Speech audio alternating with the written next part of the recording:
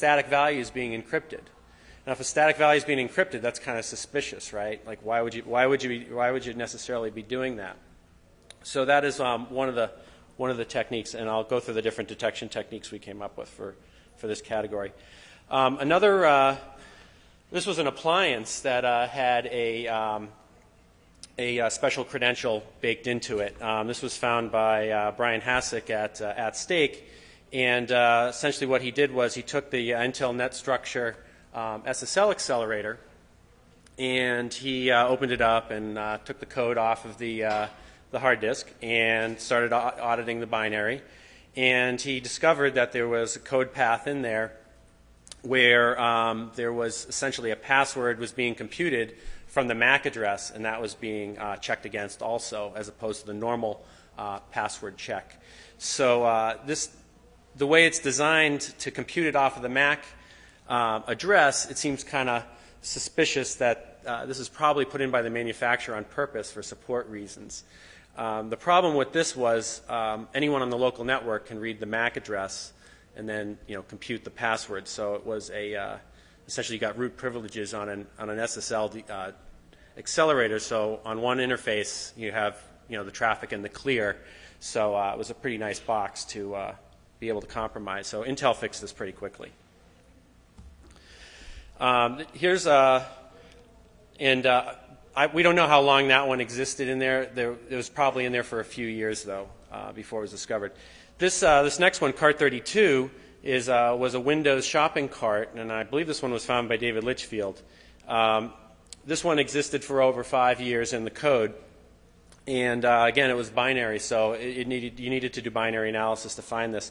And there was a baked-in special hard-coded password, Wemelo, and if you knew that, you could then execute some special commands on the system.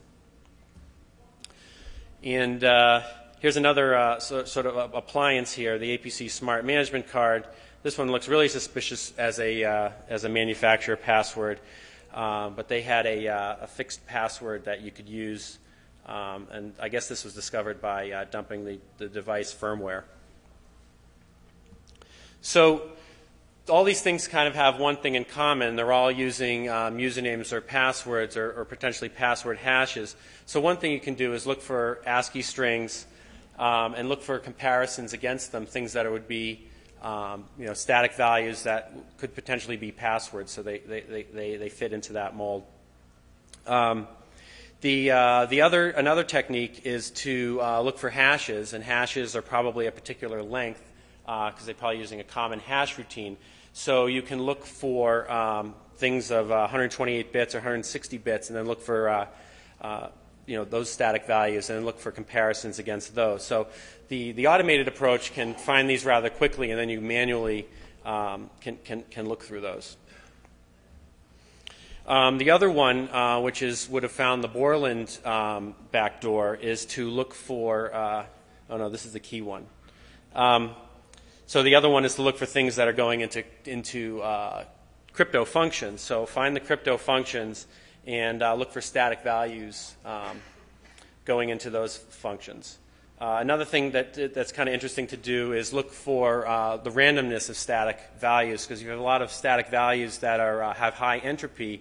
Those are potentially suspicious. Could be encrypted code or encrypted values that are stored in there, and it's just trying to be hidden from the auditor. So the next category is hidden functionality. And now they've got you all distracted. The hidden functionality is where it's not bypassing the authentication, the normal authentication. This is where if you know about special commands on the system, you can just execute those commands without being authenticated.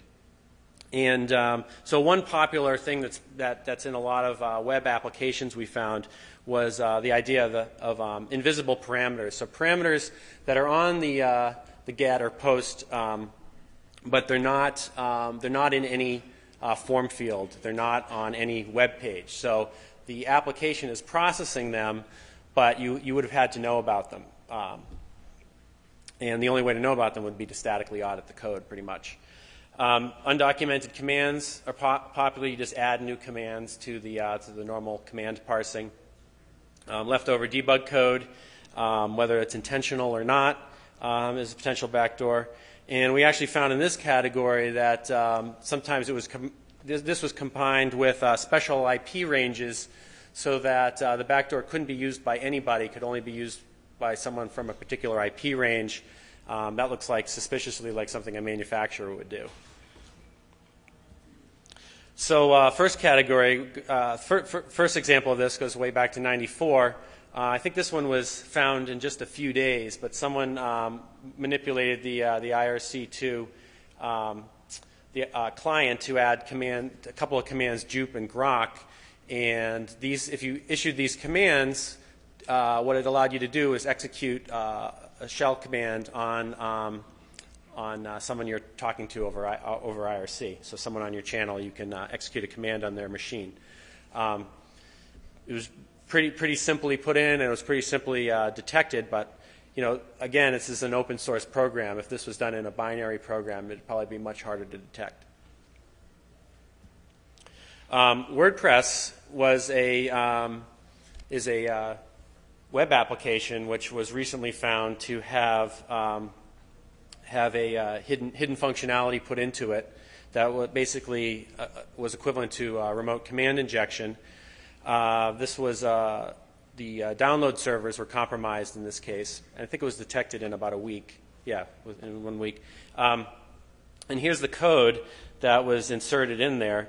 You could see that there's this getIX parameter. So there's this invisible parameter that they insert handling for. So if you put this parameter IX equals some piece of PHP code, then this backdoor will execute that PHP code.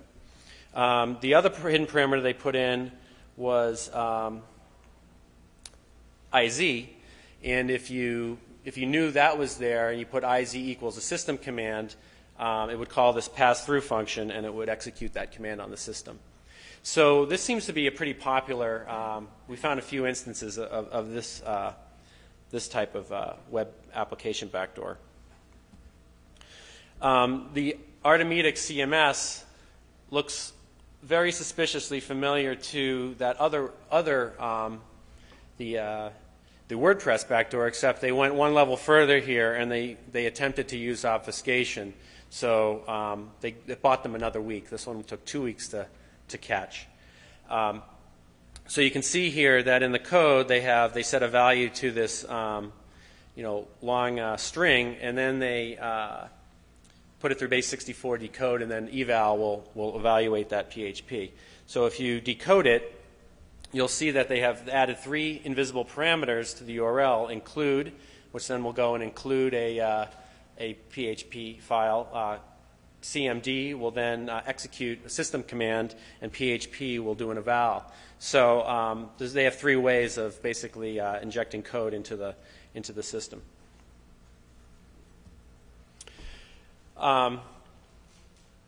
Okay, so now over to a binary one. This is the Quake server. In 1998, was discovered to have a Archon command that could be sent to it with the special password TMS, and would execute a system command on the system running Quake server. The packet source address had to be a particular subnet, and it turned out that this subnet was the subnet owned by id Software, which makes the Quake server. So this is obviously a manufacturer backdoor. But it was also a big vulnerability because it turned out that the commands came over UDP, so it was possible to just spoof that source address easily, and then anyone could take over. And so this lasted for several years through Quake 1, Quake World, and Quake 2. If anyone discovered that, they obviously had a nice hole for a long time. TCP wrappers in 1999 had a backdoor put into it. This one only lasted 12 hours. So again, you can see that the pattern here is binary lasts years, so open source lasts only a few hours. I think that is a testament that open source is better protected from backdoors, or maybe we just need better binary analysis. But you can see in this one here, if the client connected to port 421, it exec a shell, a privileged shell, for the user to connect to. And then finally, another web application which was another invisible parameter. This one wasn't very well obfuscated, as you can see here, that the name of the parameter was backdoor. So maybe grepping your code for backdoor would be a really simple way to find them. But I don't know how long this one lasted. It probably didn't last very long. I didn't attempt to hide it at all.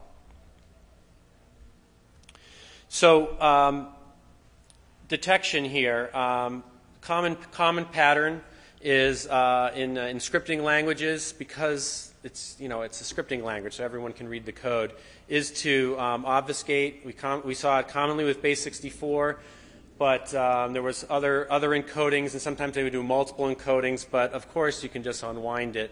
And whenever you find something that's going into base64 decode, and you're doing an audit, you're going to want to deobfuscate that and inspect it, because it's probably pretty suspicious. So here there's a string. You can actually do a Google code search for this, for looking for eval of a base64 decode, and you come up with a lot of things. So that's a simple detection mechanism. Another one is to look at the get and post parameter processing in the application. So let's look at all the parameters that are getting processed by the application and enumerate all those, and then go and look and see if those parameters are used in the HTML or the JSP. Because if those parameters are never sent to the client, then there's no way that the client could legitimately send them. So it's something that's hidden functionality. The other one to look for is just look for regular old command injection. That seems to be the most popular kind of hidden functionality. So if you have a way to scan for command injection by looking for all those ways to send a system command, and then following the data flow back and see if it's tainted coming from the user, that will find this type of backdoor.